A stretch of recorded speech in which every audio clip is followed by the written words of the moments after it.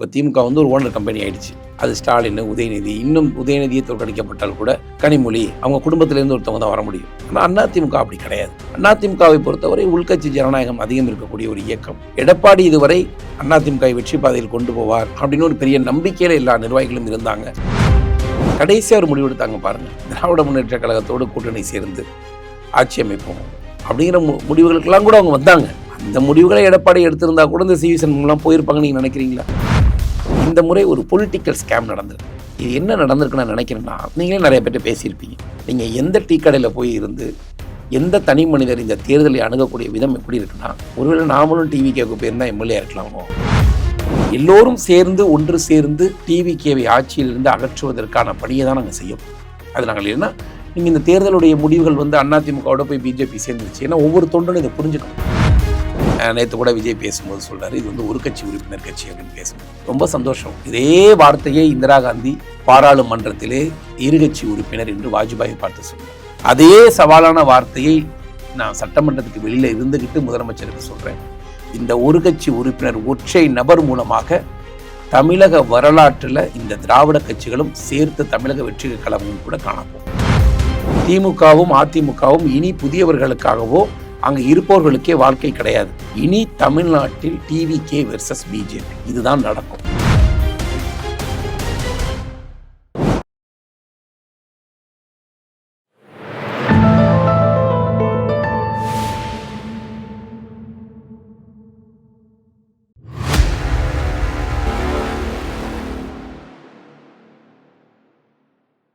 தாமரை TV நேயர்கள் அனைவருக்கும் வணக்கம். இன்று நம்முடன் இணைந்திருக்கும் சிறப்பு விருந்தினர் தமிழக பாஜகவின் பிரச்சார பிரிவு மாநில தலைவர் DS பாண்டியராஜ் அவர்கள். சார் வணக்கம். சார் வணக்கம்.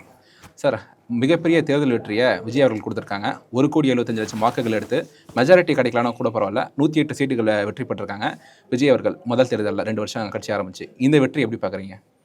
இல்லை, ரொம்ப நாளாக மக்களுக்கு வந்து ஒரு திமுக அதிமுகவுக்கு ஒரு மாற்று சக்தியாக ஒரு ஒற்றை மனிதரை மையப்படுத்திய அரசியல் அமைப்பை தான் தமிழ்நாடு மக்கள் விரும்புவாங்க. அது வெகு காலமாக ஒரு பெரிய வேக்கன்சி இருந்துக்கிட்டு தான் இருந்துச்சு. அதை நடிகர் விஜய் மிக சரியாக பயன்படுத்தி இருக்கிறார். மக்கள் எல்லாருமே, கிரவுண்டில் இருக்க மக்கள் எல்லாமே என்ன நினைக்கிறாங்கன்னா, இந்த திமுகவுடைய அநியாயங்கள் அக்கிரமங்களை 5 ஆண்டு காலம் பார்த்து ஓட்டுக்கே காசு வாங்கிட்டு கூட ஓட்டு போடலை திமுகவுக்கு. ரெண்டாவது, எடப்பாடி அவர் செய்த பெரிய பிழை என்னென்னா, அவர் ஒரு நல்ல போராட்டவாதியாக 5 ஆண்டு காலம் அவர் வந்து தன் சொந்த கட்சி பிரச்சனையை காப்பாற்ற தான் காத்திருந்தாரே தவிர திமுகவை எதிர்த்து களமாடலை. அப்போ இந்த 2 பெரிய கேப் இருக்குது. அந்த கேப்பை மிகச்சரியாக விஜய் பயன்படுத்திக்கிறார். அந்த தேர்தல் நீங்கள் ஒரு யதார்த்த உண்மையை சொல்லணும். மக்கள் எல்லாரும் சொல்கிறாங்க, காசு கொடுக்காம தேர்தல் வந்து ஒரு வெற்றி நடந்திருக்கு விஜய் மூலமாக. யதார்த்தம் என்னென்னா, பழையபடி 500 ரூபா 1000 ரூபா கொடுத்தவர்கள் தோற்றிருக்கிறார்கள். புதிதாக 3000 ரூபாய் கொடுத்தவர்கள் வென்றிருக்கிறார்கள். நீங்கள் அப்படி தான் திமுகவுடைய 75 தொகுதி வெற்றியை கூட எடுத்துக்கணும். இன்றைக்கி செந்தில் பாலாஜி ஜெயிக்கிறாரா இல்லையா? செந்தில் பாலாஜியை எதிர்த்து தாவேக்கால் அங்கே ஜெயிக்க முடியல. அனிதா ராதாகிருஷ்ணனை எதிர்த்து தாவேக்கா ஜெயிக்க முடியல. ரகுபதியை எதிர்த்து தாவேக்கா ஜெயிக்க முடியல. அப்போ வாக்குக்கு ஒரு 2000 ரூபா 3000 ரூபா கொடுத்தவங்க இப்படி பார்த்தா கொடுத்த முதல்வரே தோத்துட்டாங்களே சார். முன்னாள் முதல்வர் இல்லை, முன்னாள் முதல்வருக்கு ஏற்படாத முன்னாள் முதல்வர் மேல் ஏற்பட்டிருக்கக்கூடியது நேரடியான சண்டை. இந்த தேர்தலில் வந்து விஜய் வென்றிருக்கிறார் அப்படின்னு சொல்கிறது ஒரு பக்கம் நியாயமாக இருந்தாலும், ஸ்டாலின் வந்து மிகப்பெரிய அளவில் தமிழக மக்களிடம் தோற்கடிக்கப்பட்டிருக்கிறார். திமுக மேலே பயங்கரமான அவங்களுக்கு ஏற்றுக்கவே முடியலை. காரணம் வந்து திமுக இதுவரை கண்டிடாத ஒரு அரசியலை வந்து இந்த 5 ஆண்டு காலம் பண்ணிட்டாங்க. வெறும் ஊழல் என்றதை மட்டும் மக்கள் ஓட்டை மாற்றணும்னு நினைக்கல. இவங்களுடைய அந்த பாலியல் வழக்குகளை டீல் பண்ணுறது, சட்டம் ஒழுங்கை நாசம் செய்தது, கொலைகள், அந்த லாண்ட் ஆர்டருங்கிறது மிகப்பெரிய பாதிப்பாக மாறிவிட்டது.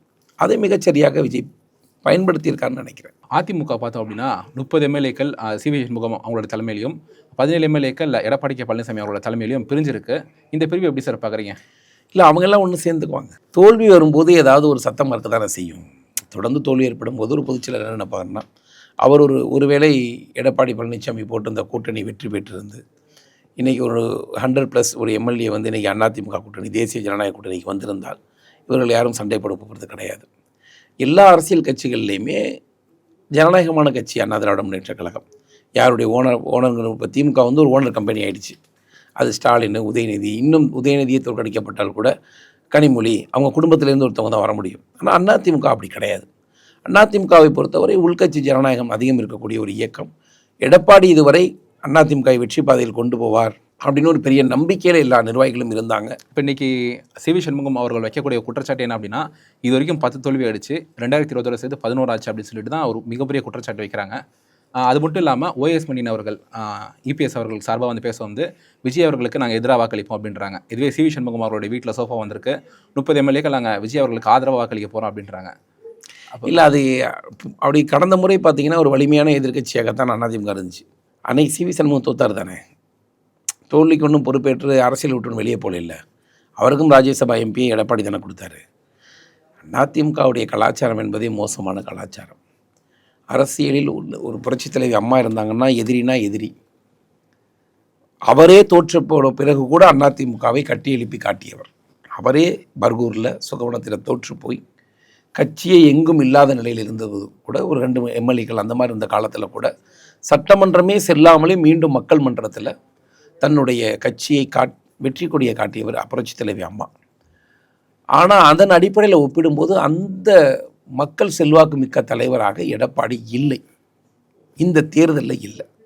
பெரிய காரணம் என்னென்னா, அவர் பெரிய எதிர்க்கட்சி தலைவராக ஒழுங்காக செயல்படலை. எல்லாமே அனுக்கோங்க. நான் எல்லா தேர்தல் பிரச்சாரங்கள்லையும் போய் பார்க்குறேன். நாங்களுமே சில தொகுதிகள்லாம் போய் வேலை செய்கிறோம். இப்போ ஒரு யதார்த்தமாக சொல்லப்போனால் திருச்செந்தூர் சட்டமன்ற பொறுப்பாளராக நான் இருந்தேன். நான் கண்ணு கூட பார்த்த விஷயம் சொல்கிறேன். அங்கே திமுகவுடைய அனிதா ராதாகிருஷ்ணன் கிட்ட அங்கே இருக்கக்கூடிய அதிமுகவுடைய நிர்வாகிகள் நேரடியாக டையப்பில் இருக்கிறாங்க. நாங்கள் நிறுத்தியிருக்கக்கூடிய வேட்பாளர் மிக வலிமையாக எதிர்த்து நிற்கக்கூடிய வேட்பாளர். அனிதா ராதாகிருஷ்ணனை அவரை விட்டால் எதிர்ப்பதற்கு ஆள் கிடையாது. ஆனால் அவருக்கு கடந்த முறை இதே வேட்பாளர் அதிமுக நிற்கும் போது 67,000 ஓட்டு வாங்குறாரு. இன்றைக்கி பிஜேபியில் 40,000. அந்த லிமிட்டுக்குள்ள தான் வாங்க முடியுது. அப்போ என்ன நடக்குதுன்னு கிரவுண்டில் போய் பார்த்தீங்கன்னா அத்தனை அதிமுக தொண்டர்களும் அங்கே அனிதா ராதாகிருஷ்ணனுடைய ஆட்களாக அந்த ஒன்றிய செயலாளர் அந்த செட்டப்பில் இருக்கிறவங்களாம் இருக்கிறாங்க. அவங்களுக்குள்ள ஒரு டீலிங் போட்டுக்கிறாங்க. பக்கத்தில் இருக்கக்கூடிய தொகுதி சண்முகநாதனுடைய தொகுதி ஸ்ரீவைகுண்டம், அங்கே காங்கிரஸ் இருக்குது. அனிதா ராதாகிருஷ்ணன் என்ன பண்ணுறாரு, ஏன் தொகுதியில் நீ வேலை செய்ய வேண்டாம், ஓன் தொகுதியில் திமுக காங்கிரஸுக்கு வேலை செய்யாது. அங்கே இருக்கக்கூடிய அந்த ஊர்வசி அப்படிங்கிற ஒரு காங்கிரஸ் வேட்பாளரை தோற்கடிக்கிறதுக்காக வேலை செய்கிறாங்க. அவங்க 2 பேருமே தோற்று போய் அங்கே விஜய் ஒருவர் அங்கே வெற்றி பெற்றுட்டார். அப்போ இது மாதிரி ஒவ்வொரு டிஸ்ட்ரிக்ட்லேயுமே அன்கோ பண்ணக்கூடிய அது அதிமுகவாக இல்லை, அது அன்கோ திமுகவாக மாறிவிட்டது. கடைசியாக ஒரு முடிவெடுத்தாங்க பாருங்கள், திராவிட முன்னேற்ற கழகத்தோடு கூட்டணி சேர்ந்து ஆட்சி அமைப்போம் அப்படிங்கிற முடிவுகளுக்கெல்லாம் கூட அவங்க வந்தாங்க. அந்த முடிவுகளை எடப்பாடி எடுத்திருந்தால் கூட இந்த சிவி சண்முகம்லாம் போயிருப்பாங்க நீங்கள் நினைக்கிறீங்களா? அதனால் அதிமுக என்பது தமிழகத்தில் இனி ஒரு காலமும் அது ஒரு சுயநல கட்சியாக மாறிவிட்டது. இல்லை, அந்த ஒரு முயற்சி எப்படி சார் பார்க்குறீங்க? தமிழக பாஜகவில் இருந்துட்டு ஒரு தொண்டரா இந்த முயற்சி எப்படி சார் பார்க்குறீங்க? ஏன்னா இந்த முயற்சியை உறுதிப்படுத்துறது திருமாவளவன் அவர்கள் உறுதிப்படுத்துகிறாங்க. என்ன முதலமைச்சராக நினைச்சாங்க அப்படின்னு சொல்லிட்டு இன்றைக்கி ஒரு விஷயத்தை சொன்னாங்க. 2 நாட்களுக்கு முன்னாடி சிபிஐஎம் உடைய தேசிய செயலாளராக இருக்கக்கூடிய எம்ஏ பேபி அவர்களும் இதே விஷயத்தை சொன்னாங்க. எங்களை அதிமுக ஆதரிக்க சொன்னாங்க அப்படின்னு சொல்லிட்டு ஒரு தேசிய செயலாளரும் சொன்னாங்க. இந்த முயற்சியை நீங்கள் எப்படி பார்க்குறீங்க? இல்லை, அது வெகு காலமாக இருந்த கள்ள தொடர்பு வெளிப்படையாக தெரிஞ்சு போச்சுன்னு தான் நான் நினச்சேன். இவங்க வெகு காலமாகவே நீ இல்லைன்னா நான் இல்லைன்னா நீ அப்படிங்கிற ஒரு அரசியலை வைக்கிறார்கள். தேசிய கட்சி அப்படின்னு கேட்கலாம், எப்படிப்பட்ட ஒரு கட்சியோடையே நீங்கள் கூட்டணி வச்சிங்கன்னு கேட்கலாம். தேசிய கட்சி என்பது தனித்துவமாக எந்த தனி மனிதருடைய முடிவுகளுக்கும் உட்பட்ட இயக்கம் கிடையாது. அது கம்யூனிஸ்டாக இருந்தாலும் சரி, காங்கிரஸாக இருந்தாலும் சரி, பாரதிய ஜனதா கட்சியாக இருந்தாலும் சரி, தேசிய ரீதியான பிரச்சனைகளை சிந்தித்து தான். ஏன்னா இப்போ நாங்கள் ஆட்சியில் இருக்கிறோம். எங்களுடைய தேவை என்னவாக இருக்கணும், இந்த ஆட்சியை நாங்கள் கொண்டு போகணும், அடுத்த வாய்ப்புகளுக்காக தான் காத்திருக்க முடியும். நாங்கள் எல்லாவற்றிலும் போய் தடாலடியான வேலைகளை ஒரு தேசிய கட்சி செய்ய முடியாது. இது யதார்த்தம். அப்போ ஏதோ ஒரு கூட்டணியில் இருந்து கொண்டு அந்த கட்சியை காப்பாற்றி அதில் நம்ம வெல்லணும். நாங்கள் எங்களுடைய முழு எதிரியாக நாங்கள் நினைத்தது திமுகவை. பாரத பிரதமர் வந்தபோது கூட பேசினார், நிச்சயமாக இந்த என்டிஏ திமுகவை தோற்கடிக்கும்னார். அதில் என்டிஏ கூட்டணி வெற்றி பெற்றிருக்கிறது. ஆனால் எடப்பாடி ஐயாவுடைய நிர்வாகம் வெற்றி பெற்றதான்னு கேட்டால் கிடையாது. அவரால் நிர்வாகமே செய்ய முடியலங்க. ஒரு புரட்சி தலைவி அம்மா இருந்தாங்க. அம்மா இருக்கும்போது திமுகவோட அன்கோ போட்டு வேலை பார்த்தா விடுவாங்களா? யோசிச்சு பாருங்க. அந்த ஒன்றிய செயலர் இருக்க முடியுமா இந்த நிமிஷம் வரைக்கும்? ஒரு நபரை கூட அவரால் கேள்வி கேட்க முடியவில்லை, கட்டாயப்படுத்த முடியவில்லை, கண்டிக்க முடியலை. இதை நான் யதார்த்தமாக பார்க்குறேன். அவருக்கும் தெரியும், அவருக்கும் உளவுத்துறை இருக்குது, அவரும் ஆட்சியில் முதலமைச்சராக போகிறது தயாராக இருக்கார். ஒரு அலை அதிமுகவுக்கு ஆதரவாக அடிக்கும் என்று நினைத்தால் நாங்களும் கூட நினைத்தோம். இதில் ஒன்றும் எடப்பாடி மட்டும்தான் நினச்சாருன்னு சொன்னேன். நானுமே கூட பல இடங்களில் எடப்பாடி முதலமைச்சராக தான் நினச்சோம். ஆனால் மக்கள் வந்து தெளிவான ஒரு தீர்ப்பை வழங்கியிருக்காங்க. நான் விஜய்க்கு வாக்களித்த மக்கள் வந்து அது விஜய் என்கிற ஒரு மனிதருக்கு வாக்களித்த மக்களாக மட்டும் நான் பார்க்கல. வெகு காலமாக திமுகவையும் அதிமுகவும் மீது வெறுப்பில் இருந்த மக்கள். இப்போ நான் கூட பிஜேபிக்கே வந்திருப்பேன். ப்ராக்டிக்கல் விஷயம். பிஜேபி நான் கட்சிக்கு வரும்போது இந்தியாவிலேயே கட்சி கிடையாது, அதாவது ஆளுங்கட்சியாக கிடையாது, எதிர்கட்சியாக தான் இருந்தோம். எனக்கு அன்னைக்கு இருக்க சூழ்நிலைக்கு அதிமுகவும் திமுகவும் பிடிக்காது. நான் பிடிக்காதனால அதை தாண்டி ஒரு கட்சியை சிந்திக்கிறோம், தேசிய அளவில் சிந்திக்கிறோம். கொள்கை பிடித்து போய் வந்தோம்னு சொல்லக்கூடிய மெச்சூரிட்டியான வயதிலெல்லாம் வரல. வந்ததுக்கு பிறகு தான் கொள்கைகளும் இந்த கட்சியில் இருக்கக்கூடிய அடிப்படையான விஷயங்களை புரிந்து எந்த நிலைமை வந்தாலும் பிஜேபி தான் நாம் அப்படின்னு ஒரு முடிவு எடுக்கிறோம். காரணம் அதிமுகவுடைய எதிர்ப்பு. எனது கட்சி போய் நாளைக்கே திமுகவுடைய சேர்ந்து நீ கூட்டணி பேசணும்னு சொன்னால் கூட நான் போய் நின்று தான் ஆகணுங்க. அந்த இடத்துல போய் ஸ்டாலின் முதலமைச்சர் ஆகணும், பேசி தான் ஆகணும். ஏன்னா நாம் ஒரு கட்சியை ஏற்றுக்கொண்டுட்டோம், அந்த கட்சியை என்ன கொள்கை சொல்கிறாங்களோ நம்ம அதிலிருந்து தனிப்பட்ட கருத்துக்களுக்கு வேணால் நான் ஒரு தனியாக ஒரு கட்சி ஆரம்பிச்சுக்கணும். அதைத்தான் செய்ய முடியும். ஆனால் அதிமுகவில் இருக்கக்கூடியவர்கள் என்டிஏ கூட்டணியோடு சேர்ந்து கொண்டார்கள். ஆனால் களத்தில் வேலை செய்தார்கள் கேட்டால் செய்யலை. பிஜேபி ஒருவேளை நேற்று கூட அண்ணாமலை இதை சொல்லியிருக்காரு, ஒரு தமிழக மக்கள்கிட்ட ஒரு பெரிய ஸ்கேம் நடந்திருக்கு. இதை நான் அப்படி தான் பார்க்குறேன். இதுக்கு முன்னாடி நடந்த ஸ்கேம் பார்த்திங்கன்னா பொருளாதார ஸ்கேம் தான் நடக்கும். அதிக அளவிலே எம்எல்எம் மோசடியில் வந்து அதிகமாக ஏமாறக்கூடிய மாநிலம் வந்து தமிழ்நாடு மக்கள். ஈமுக்கோழி மோசடியாக இருக்கட்டும், என்னென்னமோ மோசடி விதவிதமாக பணம் கட்டுவாங்க, லாட்ரி. அப்போ இந்த டாப் லீடர்ஸ் எல்லாம் வந்து சந்தோஷமாக இருப்பாங்க. ஒரு ஒரு ஒரு 10,000 கோடி ஒரு கம்பெனி திருடுதுன்னு வச்சுக்கிங்களேன், அந்த கம்பெனி என்ன பண்ணும், ஒரு 2,000 கோடியை ஷேர் பண்ணி கொடுத்துரும். இந்த 2,000 கோடி பளபளன்னு இருக்கிறத பார்த்துட்டு இந்த 8,000 கோடி ரூபாயை மக்கள் இழந்துக்கிட்டே இருப்பான். ஒரு ஊருக்கு ஒருத்தர் காரில் போயிட்டு இருப்பான், 100 பேர் அவனுக்கு காசு கொடுத்துக்கிட்டு இருப்பான். அப்படி ஒரு மோசடிக்கு பழக்கமான தமிழகம் இந்த முறை ஒரு பொலிட்டிக்கல் ஸ்கேம் நடந்திருக்கு. இது என்ன நடந்திருக்குன்னு நான் நினைக்கிறேன்னா, நீங்களே நிறைய பேர்ட்ட பேசியிருப்பீங்க. நீங்கள் எந்த டீ கடையில் போய் இருந்து எந்த தனி மனிதர் இந்த தேர்தலை அணுகக்கூடிய விதம் எப்படி இருக்குன்னா, ஒருவேளை நாமளும் டிவி கேட்க போயிருந்தால் எம்எல்ஏ இருக்கலாமோ, இருக்கா? நிறைய பேர் பேசி அப்படி ஒரு பேச்சு இருக்கா? இதுக்கு முன்னாடி நிறைய பேர் சொல்லியிருக்காங்க, நீங்கள் இப்போ தான் சொன்னீங்க. இது ஆமாம், ஏன்னா நான் கட்சியில் இருந்து சொல்கிறது வேற, நான் சொல்கிறது காமன் மேன், காமனாக இருக்கக்கூடிய ஒரு மனிதர்கள் கூட, ஒரு டீ கடை வச்சிருக்க கூட, அவன் டீ கடை வச்சுதான்ப்பா, அவனும் எம்எல்ஏ ஆகிட்டான்ப்பா, நாமளும் ஒரு வேளை ஆயிருக்கலாமோ, இந்த யதார்த்தத்தை சொல்கிறேன். இது வரைக்கும் எந்த சட்டமன்ற தேர்தல் ரிசல்ட்டில் ஏதாவது அப்படி யாராவது சொல்லி பார்த்துருக்கீங்களா? அப்படின்னா ஒரு தொகுதியில் வந்து நான் எம்எல்ஏ ஆகணும்னு நினச்சாங்கன்னா அதிகபட்சம் அது ஒரு கான்ஃபிடண்ட்டாக வேலை செய்கிறவங்க ஒரு 10 பேர் இருப்பாங்க. அதிமுக 4 பேர் இருப்பாங்க, திமுக 4 பேர் இருப்பாங்க, அவ்வளோதான். ஆனால் இன்றைக்கி அவர் எண்ணிக்கை எவ்வளோ? இன்றைக்கி வந்து ஒரு சட்டமன்றத்துக்கு 1000 பேர் ஆசைப்பட்றாங்க. நான் சொல்கிறது மிக குறைவாக. இன்னும் சொல்லப்போனால் 10,000 பேர் ஆசைப்பட்றாங்க. நாமளும் எம்எல்ஏ ஆயிடலாம் போல், டிவியை பார்க்கும்போதே எல்லார் மனசுக்குள்ளேயும் நாமளும் ஆயிருக்கலாங்கிற ஒரு எண்ணமும் ஒரு வெற்றியும் அந்த மாதிரி சாதாரண மனிதர்கள் போய் இன்றைக்கி சட்டமன்றத்தில் உட்கார்ந்துருக்காங்க. அப்போ இந்த வெற்றி வந்து எங்கேருந்து சாத்தியமானுச்சு, யார் இதற்கான அடிப்படை விதை போட்டதுன்னா பிஜேபி. இந்தியா முழுவதும் இப்படிப்பட்ட வெற்றிகளை மட்டும்தான் மேற்கு வங்காளத்தில் கூட நீங்கள் பார்த்துருப்பீங்க. ஒரு வீட்டுக்கு வேலைக்கு போகிற அம்மா வந்து எம்எல்ஏ ஆவாங்க, ஒரு சாதாரண மனிதர் உடனே முதலமைச்சர் ஆவார். பிஜேபியில் மட்டும்தான் அது சாத்தியம். டீ கடைக்காரர் கூட நாட்டின் பிரதமர் ஆயிருக்காரு. இது பிஜேபி கொடுத்த ஒரு ஐடியாலஜி. நாங்கள் கூட தமிழகத்தை இந்த மாற்றத்திற்காக தான் காத்திருந்தோம். நான் பாசிட்டிவாக பார்க்குறது, இது என்னுடைய தொண்டர்களுக்கும் தமிழக மக்களுக்கும் தமிழகத்தில் புதுசாக எனக்கு ஒரு வாய்ப்பு வந்தால் இது நடந்துருமோ அப்படின்னு நினைக்கிறாங்கல்ல. பிஜேபி வெற்றி பெறும் என்று தெரிந்தால் கூட அந்த இடத்துல பார்த்திங்கன்னா ஒரு தகுதியான ரொம்ப கால சீனியராக இருப்பார் அவருக்கு தான் மந்திரி கிடைக்கும், நான் தான் மந்திரின்னு சொல்ல முடியாது. நீங்கள் சிவராஜ் சவுகான் வந்து மத்திய பிரதேசத்திலே ஆட்சி அமைச்சு கொடுக்குறாரு, மாநிலமே மாமா மாமா மாமான்னு அவரை பாசமாக கூப்பிட்றாங்க. ஆனால் சவுகான் முதலமைச்சர் பதவியிலிருந்து உடனே நீங்கள் வெளியில் வாங்க, மத்தியில் உங்களுக்கு வேலை இருக்குது அப்படின்னு சொன்னபோது அவர் அதை பற்றி எந்த வருத்தமும் இல்லாமல் எக்ஸ்பீரியன்ஸ் இல்லாத மோகன் யாதவிடம் முதலமைச்சர் பதவியை கொடுத்துட்டு வந்தோம். கரெக்டு தானே? So MLA. ஆமாம், இதை நாங்கள் எங்கே சாதிச்சு காட்டியிருக்கோம்னா 15 வருஷம் ரூல் பண்ணியிருக்கோம். இதுக்கு முன்னாடி 10 வருஷம் ரூல் பண்ணியிருக்கிற மத்திய பிரதேஷ் போன்ற வலிமையாக பிஜேபி முதலில் வெற்றி பெற்ற ஒரு மாநிலத்தில் இதை தைரியமாக செஞ்ச கட்சி பிஜேபி. இன்னைக்கு நடிகர் விஜய் ஏன் ஏழை எளியவர்களுக்கு சீட்டு கொடுத்துருக்காருன்னா அந்த உண்மையை நீங்கள் புரிந்து கொள்ள வேண்டும். எங்கெல்லாம் பணக்காரர்கள் கிடைச்சாங்களோ அங்கெல்லாம் பணக்காரர் கொடுத்துட்டாரு. நீங்கள் திருநெல்வேலியில் எஸ்ஆர் சேகருக்கு எஸ்ஆர் முருகனுக்கு கொடுத்துருக்காரு. பல இடங்களில் பணக்காரர் கொடுத்துருக்காரு. எங்கெல்லாம் சீட்டுக்கு வந்து ஆள் கிடைக்கலையோ அந்தந்த இடத்துல தன்னுடைய ரசிகர் மன்ற நிர்வாகிகளுக்கு கொடுத்துருக்காரு.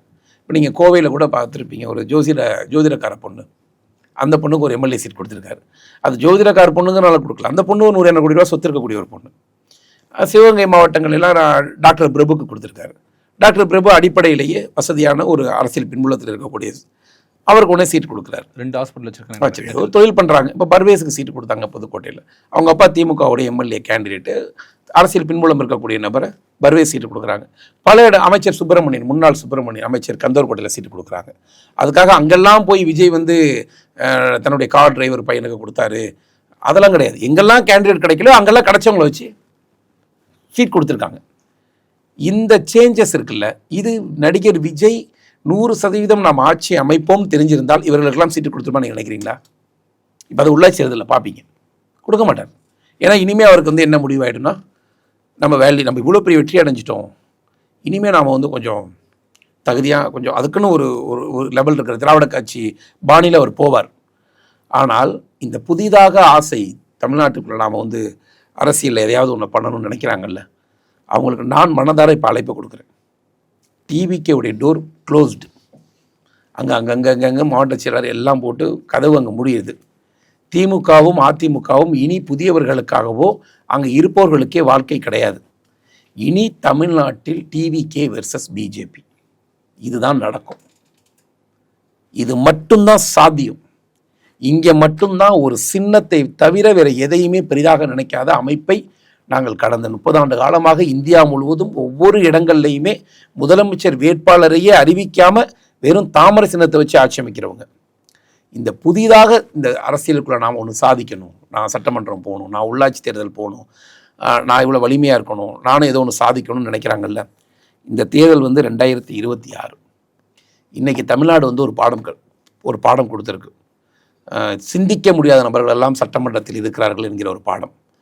இந்த 2026 இன்னொரு 10 ஆண்டு காலம் 2036 தேர்தலில் இன்றைக்கி என்ன டிவிகேவுக்கு நடந்ததோ அதை விட ஒரு மடங்கு கூடுதலாக பாரதிய ஜனதா கட்சிக்கு இங்கே நடத்துவோம்.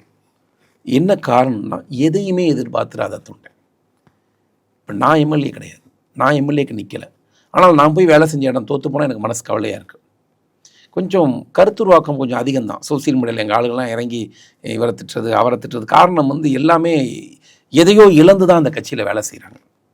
ஒரு வருத்தங்களை ஏதோ ஒரு விதத்தில் பகிர்ந்து கொள்ளுதல் தான். ஆனால் அதை கூட நாம் என்ன நினச்சிக்கணுன்னா, நம்ம கட்சி எந்த முடிவு எடுத்தாலும் சரிதான், காலம்தான் பதில் சொல்லும் அந்த முடிவுகளுக்கு. அந்த பொறுமையும் நிதானமும் நமக்கு இன்னும் வேணும். நம்மளை சேற்றை வாரி வீசுவதால் என்ன இருக்குது? நான் எல்லோரையுமே இந்த கட்சியில் வேலை செய்யக்கூடிய சாதாரண ஒரு பூத்தில் போய் ஓட்டுக்கு காசு கூட ₹1 வாங்காமல் வீடு வீடாக போய் தாமரை சின்னத்தை கொடுத்த எத்தனையோ ஆயிரக்கணக்கான தொண்டர்கள் தமிழக பாஜகவில் இருக்காங்க. இன்றைக்கி டிவிகேல எப்படி ஒரு ஆர்வத்தின் அடிப்படையில் வந்திருக்காங்க அவங்க. ஆனால் இவர்கள் வந்து பண்படுத்தப்பட்ட உழைப்பாளிகள், பாஜகவில் இருப்பவர்கள். ஒவ்வொரு தொண்டருமே வேல்யூபிளான தொண்டர்கள். நான் இந்த தலைவர்களாலெல்லாம் இந்த கட்சி வருமானு நான் நம்பலை, நானுமே சொல்கிறேன். ஆனால் என் தொண்டன் இருக்கான்ல, என் தொண்டன் தன்னுடைய எல்லா கட்சியிலையும் வேறு. நீங்கள் ஒரு எலெக்ஷன் வேலைக்கு போனீங்கன்னா, எனக்கு காசு கொடுக்கல, நான் அதனால் வேலை செய்ய மாட்டேன், எனக்கு வந்து ஒன்றிய செயலர் கவனிக்கலை, நான் வேலை செய்ய மாட்டேன்னு பணத்தை பற்றி தான் பேசுவாங்க. நீங்கள் பிஜேபியில் இருக்கக்கூடிய ஒவ்வொரு தொண்டரும் என்ன தெரியுமா சொல்லுவாங்க? என்னை அவர் மதிக்கலை, எனக்கு ஒரு ஃபோன் பண்ணல, என்னை வந்து மதிச்சிருந்தா நான் வேலை செஞ்சுருப்பேன். இந்த சுயமரியாதை உணர்வு இன்று தமிழகத்தில் ஒரு அரசியல் கட்சிக்கு இருக்குது என்றால் அது பாரதிய ஜனதா கட்சி தொண்டர்கள்ட்ட இருக்குது.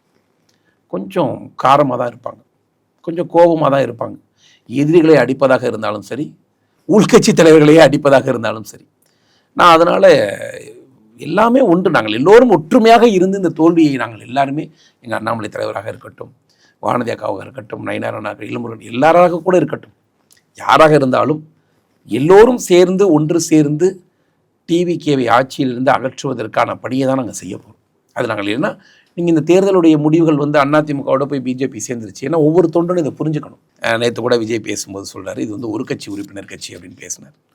ரொம்ப சந்தோஷம். இதே வார்த்தையை இந்திரா காந்தி பாராளுமன்றத்திலே இருகட்சி உறுப்பினர் என்று வாஜ்பாயை பார்த்து சொன்னார். அப்போது வாஜ்பாய் சொன்னார் ஒன்றே ஒரு வார்த்தையை, இன்றைக்கி இருகட்சி உறுப்பினர் நீங்கள் சொல்லக்கூடிய இந்த இயக்கத்திலிருந்து நான் சவால் விடுறேன், ஒரு நாள் காங்கிரஸ் இந்தியாவில் காணாமல் போகும் இந்த இருகட்சி உறுப்பினர் கட்சினால்.